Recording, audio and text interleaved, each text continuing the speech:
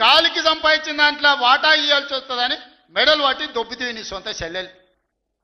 నీ సొంత చెల్లెలకే సమాధానం చెప్పలోనే ఆయన నాకు సవాలు ఇసురుతున్నాడు. ఈ అవ్వ లాగులో తొండలిచ్చి కొత్త బిడ్డ నేను అనుకుంటున్నావేమో. నా సంగతి ఇంకా తెలియదు. మీ నాయనని అడిగి ఇంటికి పోయి చెప్తాడు.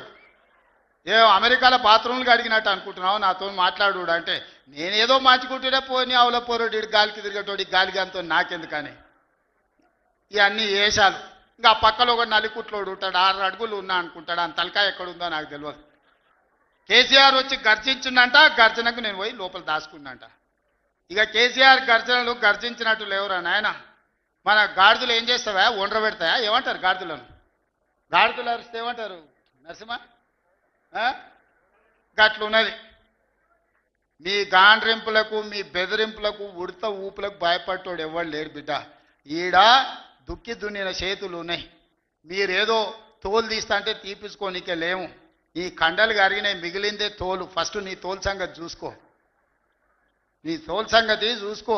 ఊర్లో మాకు తెలుసు, ఊర్లల్లో నాటుకోళ్ళు ఉంటాయి కదా, కోని కాల్చినాక మనం మంచిగా కాల్చి తోలు తీసి పసుపు పెడతాం కదా, మంచిగా తోలు తీసి పసుపు పెడతారు బిడ్డ మా కొడంగల్లోళ్ళు. నువ్వేదో తెలివితేటలు అనుకుంటున్నావు. ఈ తమాషా మాటలు, ఈ అతి తెలివితేటలు కట్టి పెట్టుకో. ఎన్ని ఎలక్షన్లు జరిగినా సిగ్గు లేకుండా అన్నిట్లలో డిపాజిట్లు పోతున్నా, బండకేసి కొడుతున్నా బుద్ధి రాలే. ఇప్పటికైనా మారుండ్రి. నాకేం లేదు, మీరు అట్లుంటేనే మంచిది. ప్రజలు చీత్కరిస్తారు, చీదర కొడతారు, లాస్ట్ దేనికి వనికి రాకుండా పోతారు. కాకపోతే ప్రతిపక్షమే లేదు తెలంగాణలో అని బయటకు పోతే ఇజ్జత్ పోయేటట్టు ఉన్నది. అదొక్కటే నా చింత. అందుకే మిత్రులారా, మంచిగా చేయండి. వేదిక మీద ఉన్న పెద్దలకు, మా మంత్రులకు అందరికీ నా సూచన, గ్రామాలలో సర్పంచులు వచ్చారు, అందరినీ కలుపుకోపోండి.